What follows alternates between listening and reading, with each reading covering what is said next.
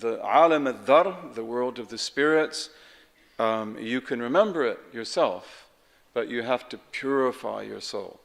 Imam al-Junaid remembered it very well. He said, I remember who was on my right and who was on my left hand on the plain of Arafat when God said, Alastu bi rabbikum. I knew a great saint, a great saint. In fact, his son, married my daughter, and he's a descendant of Sheikh Abdul Qadir al-Jilani, and he was bedridden the last 10 years of his life. His name is Hajj Mahmud. He was a great Hanafi scholar. Great. He was a Sayyid. And he was powerful. But the last 10 years of his life, he was bedridden. And he told me, he said, we made tawaf around the throne together.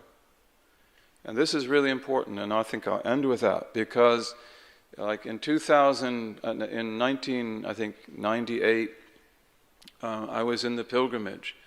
Alhamdulillah, we made pilgrimage every year. We made pilgrimage a lot. But my principal sheikh was sick that year. And so I was with another sheikh whose name is Shadli. He's really amazing. And I told him, Sheikh Hamza is here. I knew Sheikh Zaytuna, they're there. And so we were in Masjid Khif. And then he said to me one day, this is in the days of the stoning, he said, go outside and see Sheikh Hamza. So I got outside, went out the door, there's Sheikh Hamza. Among how many million people? And I came up and hugged him. And then Sheikh Hamza took me to his camp. And then there was Mustafa Davis, Usama Cannon. There was Sayyid Hisham Alusi, people that, like what's happening in America? I'd been away from America for a long time. I made hijrah for 18 years. I didn't know it was happening back home. And then it's like, when I left America, there weren't many Muslims.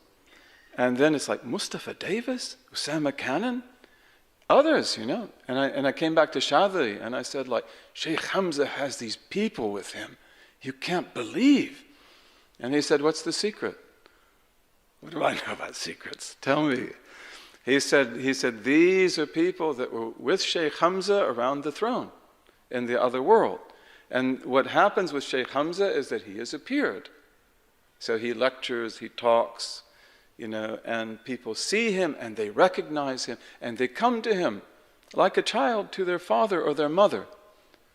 And he said, this is what you have to do too. You have to, someday you will appear. They kept me hidden for a long time. You don't do anything. You just do dhikr. It was a regiment, mashallah. Just dhikr. For many years. But he said, you will appear. And then your children will know you too. And that's very important because you have children. You have children. Everybody in this room has children. How many million? Imam Ali. How many million children does he have? Sheikh Yahya Rodas. How many million does he have? Sheikh Hamza Yusuf. Imam Zayd. And when you come forth, your children come to you. That's why you need to appear. And people need to know who you are. And the guidance of those people hinges on you. So, it's really important. These are people that knew you in that world. They don't know that, but there's something about you they like. They're attracted to you. Okay, and now it is your trust to help them, to take them in, inshallah. And that's why also this is an amazing time. This is an amazing time. This is an age when the knowledge of God is virtually lost. And yet we have a generation of Muslims that are among the most remarkable human beings that I've ever known.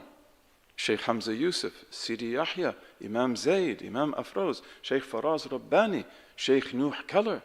You can go on and on, Dr. Jackson, yourselves. We have a harmony, we have a synergy, and we are there to collect our children, to bring them in, to build institutions, to build communities, to bring peace, to bring goodness, to bring the knowledge of God, to set the planet right. There's no way that can be done, without the belief in God. You are the spirit of the world. Adam is the spirit of the world, and all of the children of Adam are like this. So we ask Allah to give us this knowledge. This is the basic knowledge, and let it grow and grow, bi-idhnillahi ta'ala.